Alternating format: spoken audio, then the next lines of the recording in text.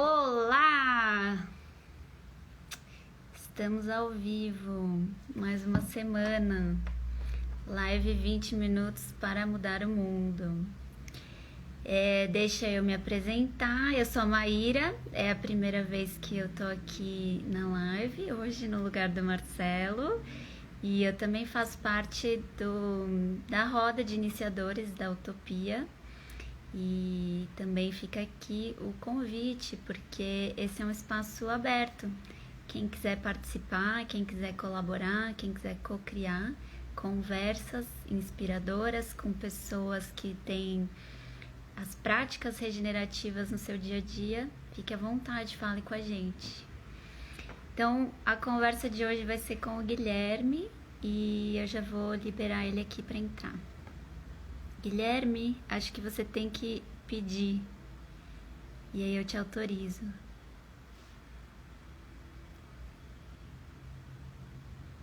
Você tá na escuta, Gui?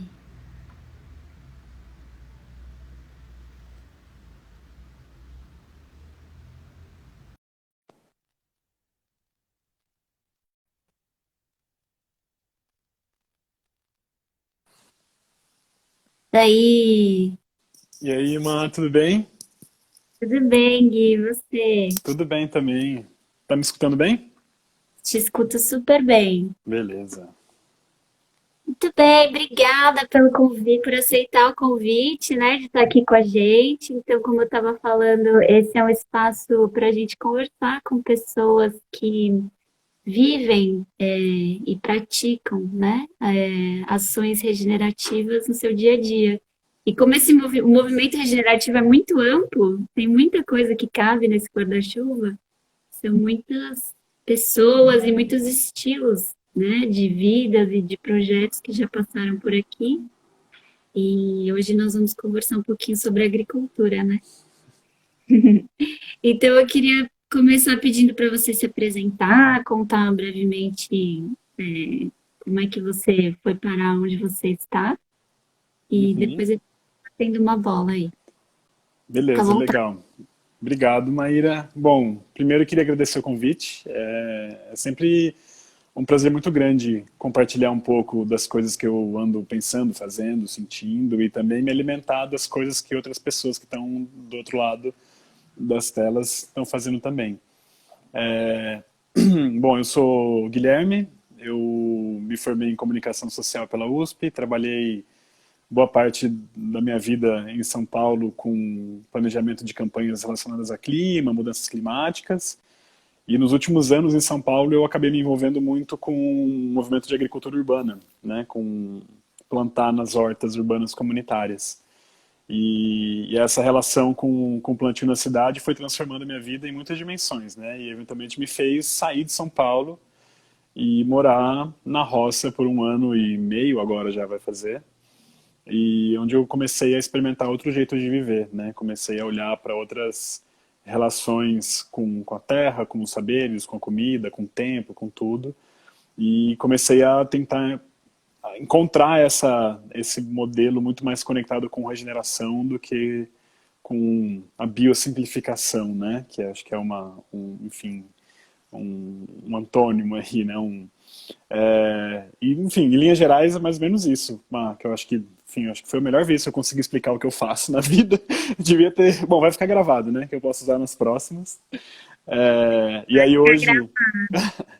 daí hoje eu tô morando num sítio onde eu estava produzindo um curso com foco em agrofloresta e autonomia no campo.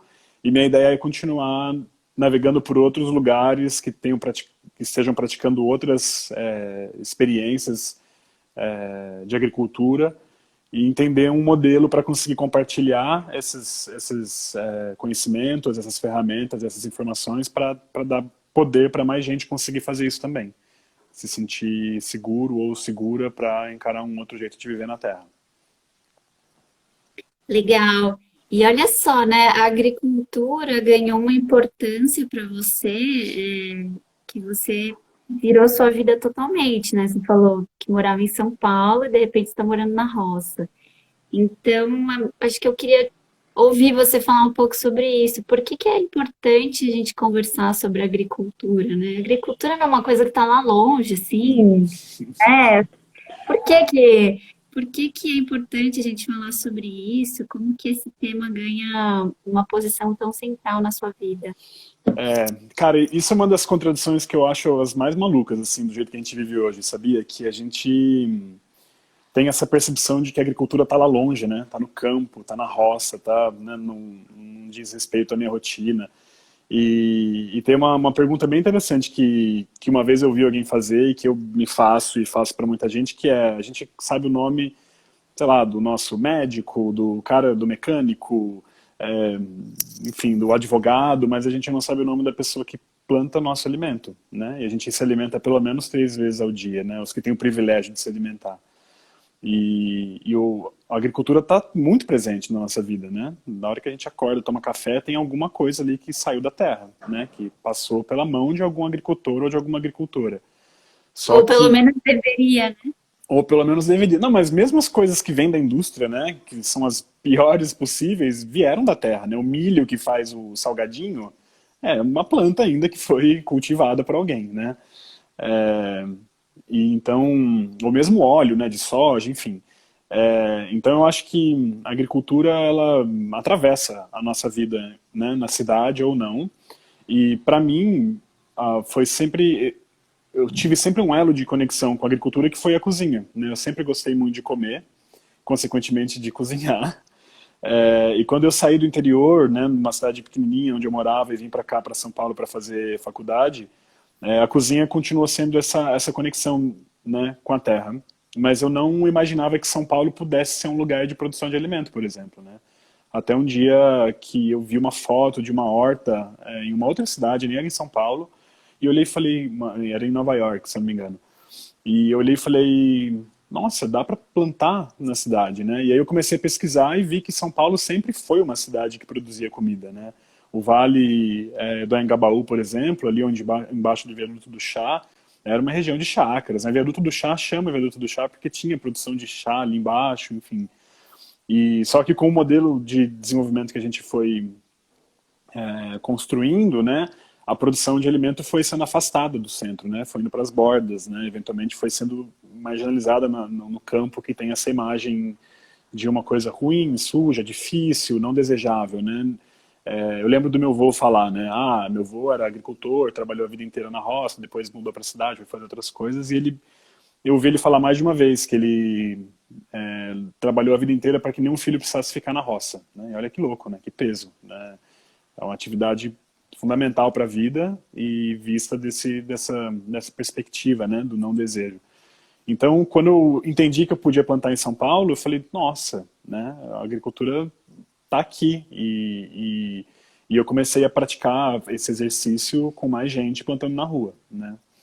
E, enfim, acho que tá o tempo inteiro, né. A gente só precisa parar um pouquinho para prestar atenção. Uau, que forte essa frase de seu avô. Tocou bem fundo aqui no meu coração. São tantos os fazeres, né, que a gente foi se desfazendo, assim. Então, eu queria aproveitar para te perguntar, para quem nunca parou para pensar nesse assunto, né, qual que é a diferença da agricultura familiar para o agro, né, assim, essa coisa etérea, abstrata, gigante, as monoculturas, enfim. Tem Ah, diferença? Fala um pouco sobre nossa, isso.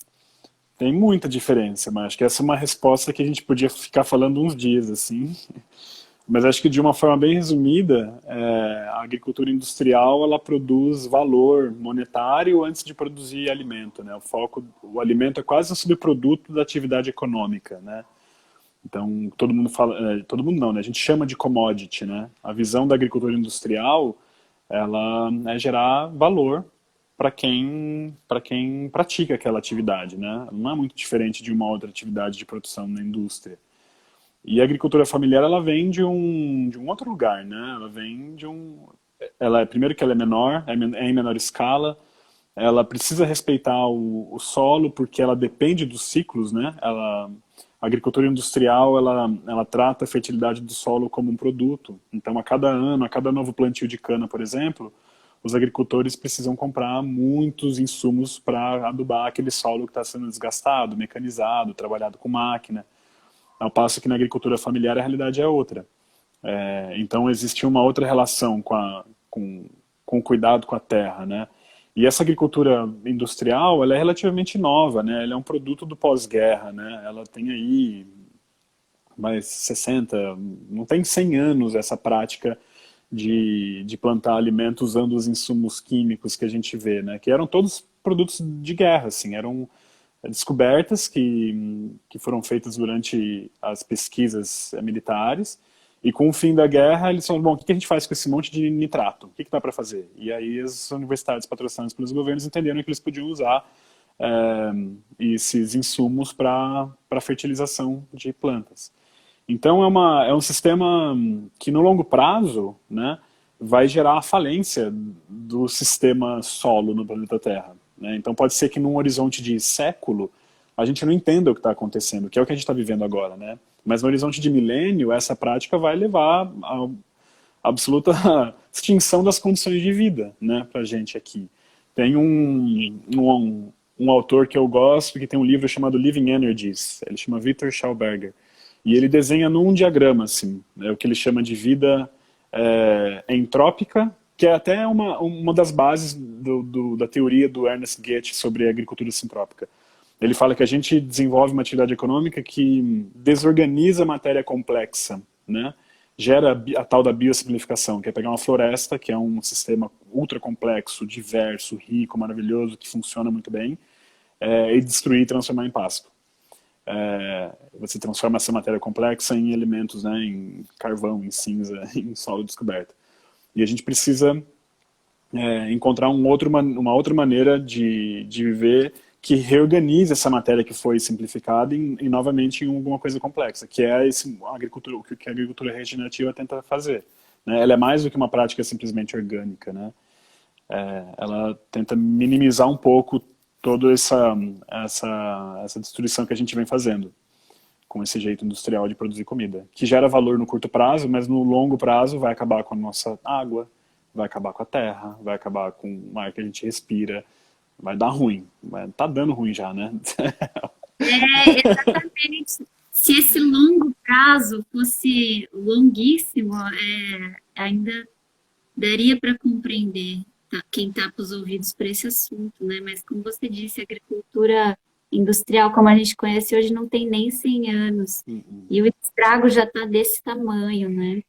E aí, para quem ainda não viu, eu recomendo o documentário Solo Fértil, que está no Netflix. Ele traz tudo isso que o Gui está falando aqui, contando pra gente, tem também nesse documentário, bem bonito. O Gui, e assim, tá bom, então, como é que eu faço, né? Eu que estou aqui na cidade, não estou na roça, não tenho um avô que trabalhou na roça, nunca... Eu tô falando assim, eu como uma ilustração, né? Mas tem gente que mora na cidade que nunca viu uma galinha de perto, sei lá. E como é que essas pessoas podem se envolver? Como que essas pessoas podem repensar? O que a gente pode fazer, assim, como aconteceu com você, né? Você morava em São Paulo e uma coisa foi um estalo, né? Uma foto que você viu de uma horta em Nova York foi um estalo para você. Que outros estalos, assim, estão à disposição? Como que a gente pode se aproximar? Que dicas você daria? Eu acho que tem tantos jeitos, mas é isso. Você pode começar a prestar atenção nas fases da Lua e se reconectar com uns ciclos muito básicos que a gente esqueceu de olhar. Mas eu acho que existem dois caminhos principais, assim. Um, eu acho que é de uma perspectiva de consumidora, que a gente precisa fazer um monte de decisões todos os dias na cidade sobre o que a gente vai comer. E quando a gente decide, a gente favorece um modelo ou outro, né? Então, o que eu diria para quem está desperto e quer entender como viver um pouco mais essa relação com a comida, com a agricultura, olha para o que você está comendo, né? De onde vem, quem faz, como chega na cidade, como foi produzido. Pode ser ler o rótulo, né? Saber se foi feito pela Unilever ou pela dona Sebastiana. procurar uma feira livre, né? Tentar consumir de lugares onde a gente elimine cada vez mais os atravessadores, né? Enfim, eu acho que esse lugar de consumo, ele dá um certo poder para a gente apoiar ou não um sistema, né? E aí uma outra dica que eu acho que foi a dica que eu segui, que é se deslocar um pouco desse papel de consumidor e se apresentar também no papel de produtor. Que é, e aí, como que você pode plantar alguma coisa? Pode ser um vaso na sua janela, um vaso na sua sacada, né? Enfrenta ali o pequeno desafio de fazer uma cebolinha, né, dar certo a partir de uma semente. E aí você vai entender um pouquinho mais dos processos que estão relacionados a esse ciclo. Planta na rua, né? Fala com seus vizinhos, planta num canteirinho de árvore na calçada, procura as iniciativas que já estão fazendo isso e tenta se juntar a elas, né? As hortas comunitárias urbanas são uma porta de entrada bem, bem interessante para quem quer se engajar com o processo de plantar. E eu não sei hoje, né, como é que está acontecendo na pandemia, porque a gente está com muitas restrições de encontros, mas eu diria para quem quiser, tiver curioso, é um lugar incrível, assim, onde muitas revoluções podem acontecer, a gente não tem ideia, né? Eu fui morar na roça porque um dia eu resolvi plantar com uma galera numa horta na cidade. E então eu acho que é mais ou menos essas duas dimensões, assim, sabe? Que eu vejo como caminhos possíveis. Legal, acho super importante isso que você traz, esse lembrete, né? A gente não precisa necessariamente virar produtor, mas enquanto consumidor, o poder está na nossa mão, né? Cada centavo que eu gasto é um voto que eu dou em uma ideia, Uhum. né? Isso vale não só para alimentos, que é o nosso tema aqui de hoje, mas para tudo que a gente consome, tudo que a gente escolhe consumir. Mas, como você disse, alimentos eu tenho nós, né, que nos alimentamos 3 vezes por dia, são 3 ocasiões no dia, pelo menos, em que eu estou podendo exercer essa, colocar para o mundo essa minha voz, né, o que que eu acredito, onde eu É, escolho comprar. E às vezes é o mesmo, que seja o mesmo produto, assim, né, aonde eu escolhi comprar. Então eu posso pensar o produto que eu quero, o lugar que eu quero comprar, o que que eu faço com esse produto depois que eu consumir também, né? uhum, Acho que sim. aprender sobre o ciclo da agricultura também é o que que a gente faz com, que destino a gente dá para os resíduos. Então, pensar em compostar em casa, por exemplo, é também pensar nesse ciclo do solo que você falou, né? Sim, e entender que não existe lixo, não existe fora, né? Essa ideia de que a gente pode se livrar de alguma coisa, né? Então, acho que pensar em como você prepara esses alimentos também, o que você pode fazer com cada alimento que você compra, né? Como você armazena, como você se organiza para comprar aquilo que está disponível naquela época, né? Eu falo que é um processo de se reincorporar à paisagem, né? A gente foi, parece que pouco a pouco se descolando da paisagem, né? Da natureza e a agricultura esse lugar de reconexão, né? Fala, nossa, peraí, eu estou aqui num planeta que é um organismo vivo, que pulsa, né? Que tem é, ele respira, ele tem vários ciclos e quando a gente começa a olhar para a agricultura, a gente de alguma maneira se reaproxima desses ciclos.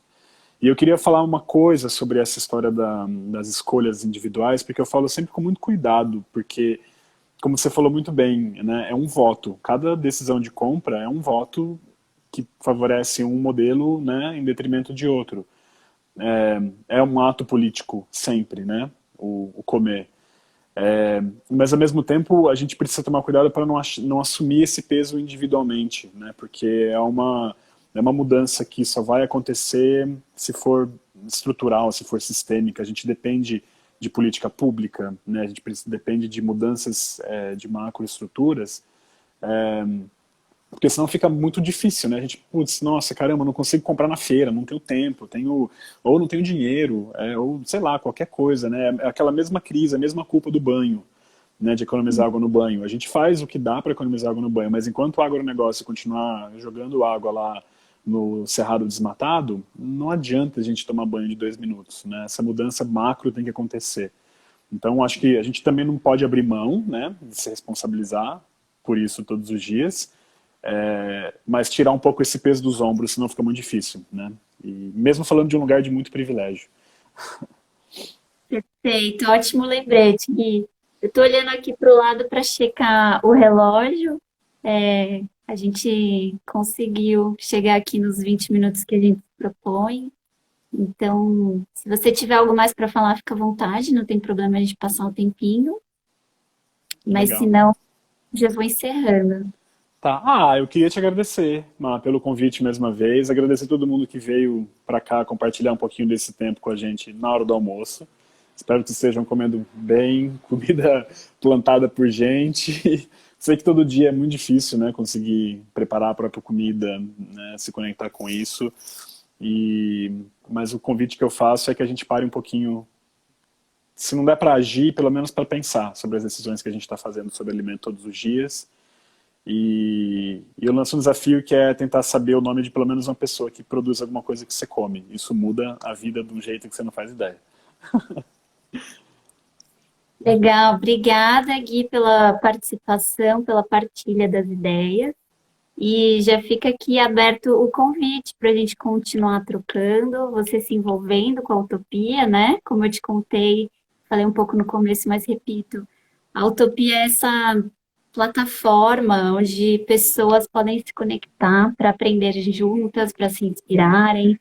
Então, a gente está desenvolvendo um aplicativo em que vai materializar ali essa plataforma, no celular de todo mundo, mas enquanto o aplicativo não chega, nós já podemos nos conectar e trocar, então nós fazemos essas lives, fazemos também o Wallcast, que é uma experiência de podcast, temos um grupo no WhatsApp, todas as informações estão no nosso link, quem quiser se envolver, participar, está convidada, e convido também todo mundo a assistir as lives anteriores, tanto no Instagram quanto no YouTube, está disponível nos dois lugares. Muito obrigada. Valeu, Má. Obrigado. Um bom almoço para todo mundo aí. Um beijo. Beijo.